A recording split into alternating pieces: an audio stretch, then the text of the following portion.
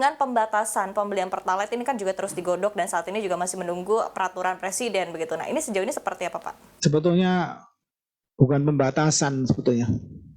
Bukan pembatasan, tapi pengaturan subsidi tepat sasaran. Sebenarnya itu. Ya. Jadi yang berhak itulah yang harusnya menerima. Jadi yang berhak tentunya kriteria bisa kita tetapkan dan memang kriteria itu logis, wajar diterima oleh masyarakat.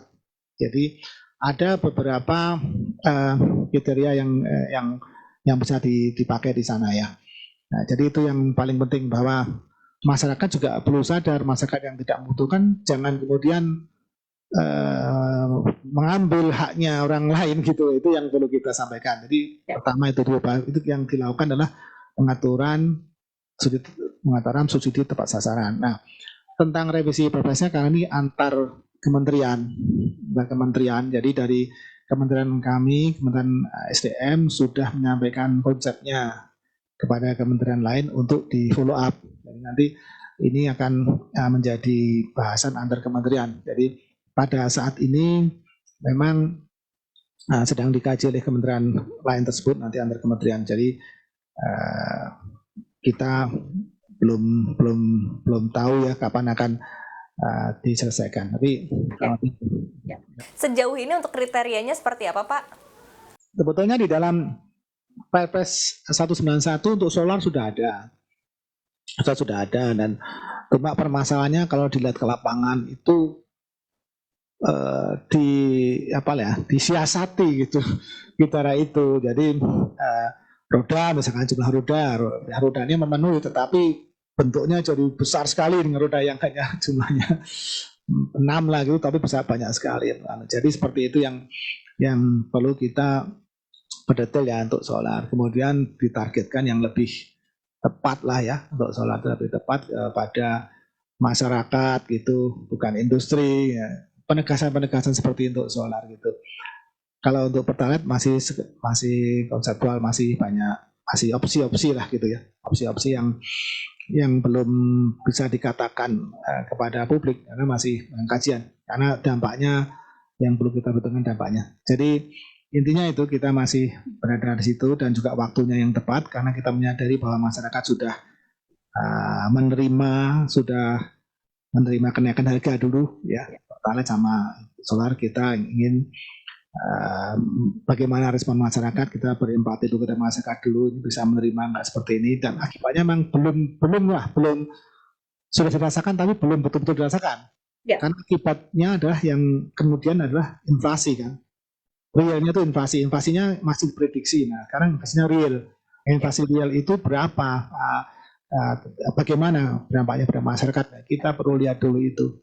Ya, sudah hampir 6% juga begitu Pak angka inflasinya. Dan mungkin ini juga sudah dinanti-nanti oleh masyarakat begitu ya, pertanyaan juga Pak, kapan sebetulnya harga BBM ini bisa turun khususnya untuk BBM subsidi, dan di satu sisi juga masyarakat kurang lebih juga turut memantau begitu seperti apa pergerakan harga minyak dunia begitu. Nah, tapi di satu sisi Pak kita ketahui bahwa OPEC Plus baru saja memangkas produksinya 2 juta barel per hari sehingga ada potensi untuk harga minyak kedepannya masih akan lebih tinggi lagi. Strategi dari pemerintah sendiri seperti apa Pak untuk tetap menjaga tadi ya ketersediaan produk juga, ketersediaan BBM juga di dalam negeri dan juga strategi menghadapi kedepannya kalau misal harga minyak masih tinggi seperti apa?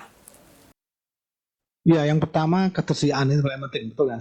Jadi kesediaan kita pantau betul bersama dengan Pertamina, dengan BPH. Kesediaan itu dari angka di kondisi real di lapangan juga kita prediksi setelah kita punya perencanaan ya pertambahan berapa. Dan sudah disampaikan oleh Kepala BPH pertama untuk solar dan Pertalite. Nah, sekarang kita pantau perkembangannya. Distribusinya bagaimana? Kan distribusinya kita cukup luas sekali. Ini negara ini kalau saya ketemu sama orang-orang asing di luar negeri itu gimana kamu manage negara kamu yang archipelago ini? Saya jadi gitu, jadi merasa mereka kan bilang sulit kita ternyata. Kita kan nggak merasa sulit kadang-kadang, tapi orang lain bilang sulit, baru kita sadar kita sulit.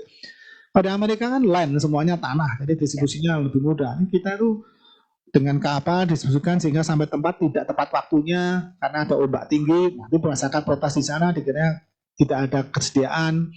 Nah, jadi itu perlu kita memperhitungkan kesediaan itu dengan tidak semudah angka saja, tapi kapan mengirimkannya.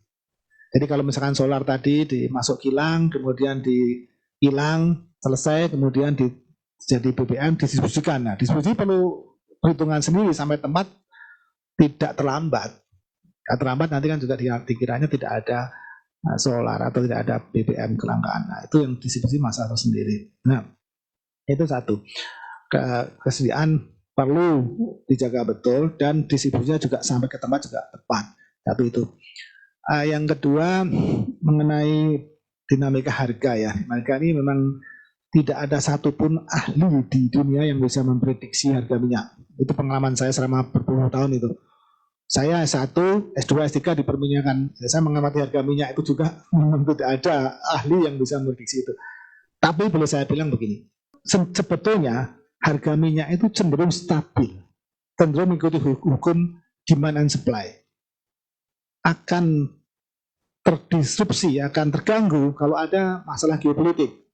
Dulu ada Yom Kippur, dulu ada Arab Spring, ada perang Iran, perang Irak, ya, itu membuat naik. Tapi ada turun lagi pasti turun lagi kan kembali ke stabilnya lagi. Kakinya ini bisa 5 tahun, kaki dari yang naik spike itu turun bisa 5 tahun sekitar gitu kalau kita amati. Jadi nah ini kan juga spike dulu perang Ukraina sama Ukraina. Spike tinggi nanti turunnya berapa? Saya kira kalau kita upload lebih lama kemungkinan juga akan ke sana. Jadi kita tidak perlu buru-buru lah di situ. Kita perlu amati di situ karena selalu ada upaya. Kalau kami melihat begitu minyak turun selalu ada upaya dari kelompok tertentu ya untuk menaikkan lagi. Karena sana tendang lagi, turun tendang lagi.